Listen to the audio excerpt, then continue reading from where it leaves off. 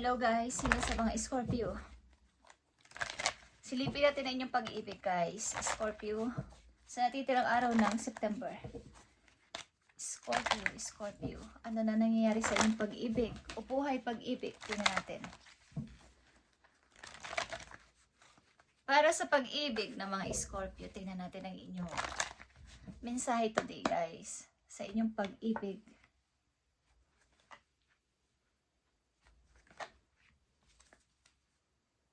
Okay. Andito ang fertility. Guys, ang ilan sa inyo ay nagdadalang tao, kung kayo ay babae. Ang ilan sa inyo ay isang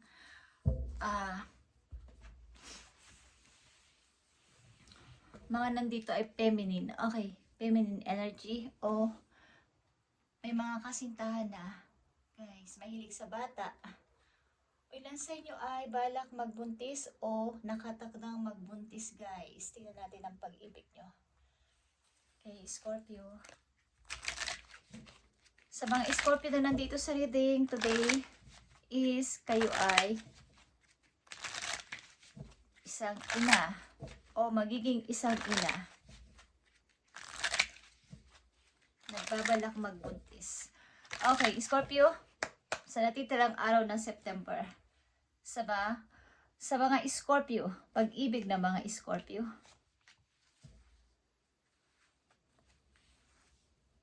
Tingnan natin ang inyong unang message guys, Scorpio. Andito ang Prince of Cups. Young energy ito ng Scorpio. Okay. Ito ay young energy. Mga 20s, 30s na edad. At nandito yung open yourself to others. Kumbaga sa ilang Scorpio na nandito sa reading today ay kayo yung isang tao na gusto nyo ng mga bagong kaibigan at bagong pag-ibig. Naghahanap kayo ng bagong mga tao, bagong pag-ibig sa inyong buhay. Okay, si Scorpio na nandito sa reading at nandito ang innocence. Mukhang ilan sa inyo ay nag-i-start o mag-i-start talaga ng bago. Sorry. As in bago. Be patient while things are unfolding. This connection is worth the wait. Mukhang ilan sa inyo umiibig pero may kailangan dito maghintay. O something na hindi pa pwede yung person na yon na inyong minamahal o nagugustuhan. Hindi pa siya pwede. So, kailangan dito ng pagtitiis at paghihintay sa inyong sitwasyon sa kasalukuyan. At andito ang 10 of points, guys. Redirect your thoughts. Bukod dito sa pag-ibig na to, habang hinihintay nyo ang pag-ibig na to, ang tao na to, is focus on what you want to attract this relationship, not on what fear will happen. Kumbaga may nag-o-open na good opportunity. Bukod dito sa pag-ibig na to, bukod dito sa kung sino yung hinihintay ninyo guys. At nandito yung mahabang paghihintay, bawas tamang timing, hintayin kita.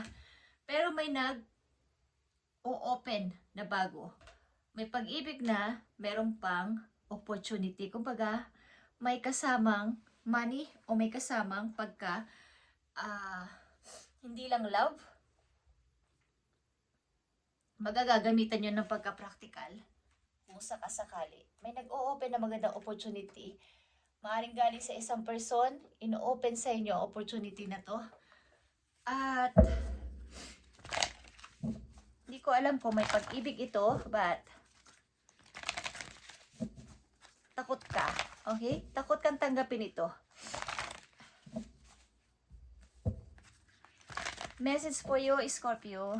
Mukhang naghihintay ka sa iyong minamahal at ito ay iyong minamanifest. Kumbaga, kung kailan ito ibigay sa iyo ni Lord is hihintayin mo. Mukhang hindi pa to tapos para sa iyo at hinihintay mo kung kailan to mangyayari. Parang andun yung pagtsatsaga. Tingnan natin ang inyong message pa sa natitirang araw ng September, Scorpio. Passion and pleasure is here. Savor your life.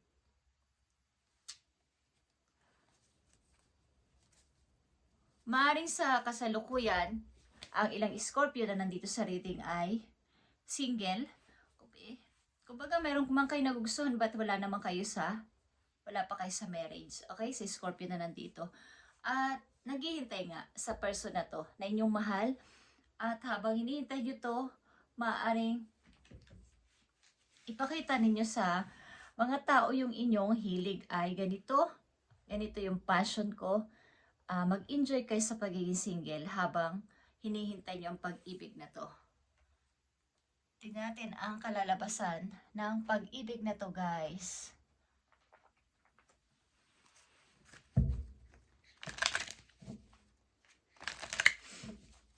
Mukhang may mga lumalapit sa inyong bagong opportunity. Plus, may kasama itong pagkagusto. Okay? May gusto sa inyong tao na to. O may gusto kayo sa tao na to. Kaya lang nakakatakot magtiwala. Maaaring hindi buo yung, kumbaga, ito na yung chance eh. May pera. Kaya mayroon akong career doon. Meron akong maganda kinabukasan doon. Kaya lang may takot. Sapagkat wala naman doon yung 100% din yung puso. Okay? Tingnan natin ito, guys. Para sa mga Scorpio, sa natitirang araw ng September, nandito ang emotions. Look deep within your emotion.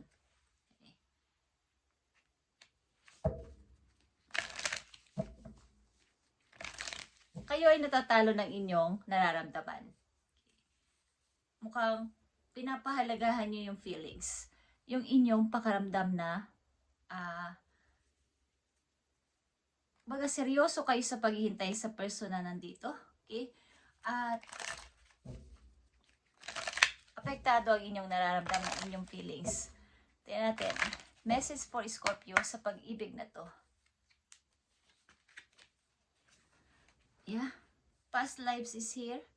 We reunite with our loved ones over and over again through many different lives. Maaaring hindi kayo makawala sapagkat ito ay inyong, kumbaga malalim ito na pagtingin, malalim na feelings sa isang person na ito ay over and over again na dumarating sa isang tao kung kayo ay nadidealing o nai-involve sa inyong past lives, relationship, sa different lives. Kaya hindi nyo malimutan o ito yung binubulong ng inyong puso, ang person na to. Sapagkat andito yung pagkakulit nyo sa past lives. Scorpio. Message for Scorpio. Isa pang message dito. Okay. Challenges is here.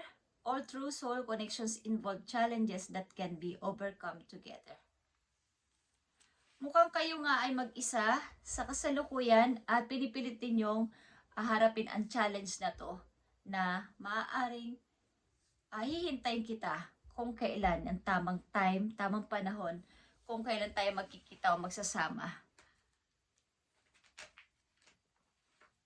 Meron ditong paghihintay sa isang person na matagal nyo nang minamahal, Scorpio. At maaaring nag-i-enjoy muna kayo sa pagiging single sa kasalukuyan. Para sa mga Scorpio, message po you. Tingnan natin. Message for Scorpio. Andito ang Scorpion o Scorpion. Katulad mo, okay? Scorpio, you are invited to instigate change. To a new beginning para sa'yo. But you are also being warned that this transformation may be radical.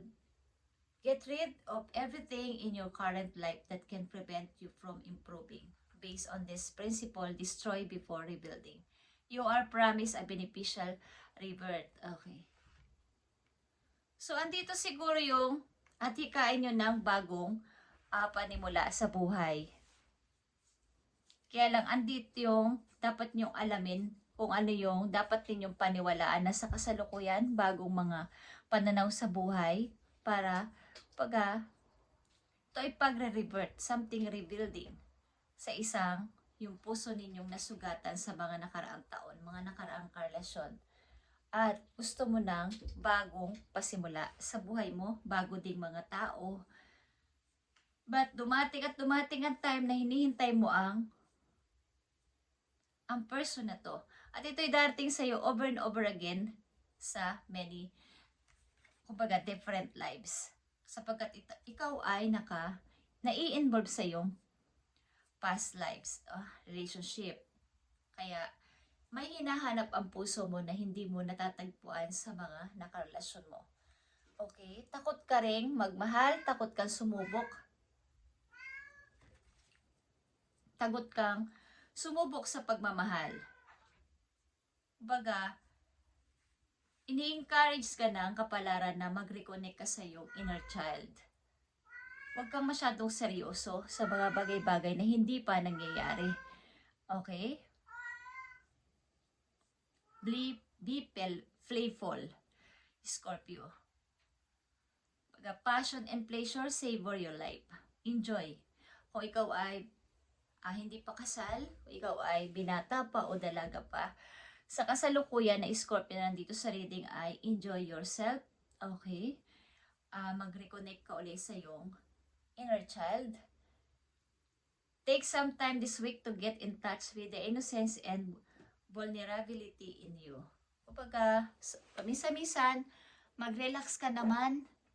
Okay, Scorpio. At maaaring kayo ay subsub sa pagtatrabaho. Guys, kailang Scorpio na nandito.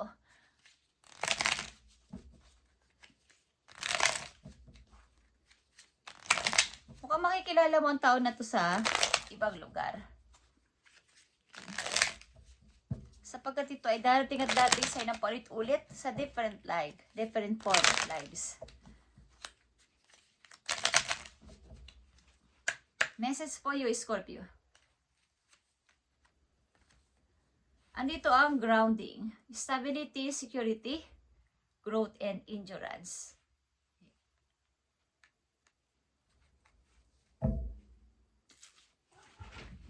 And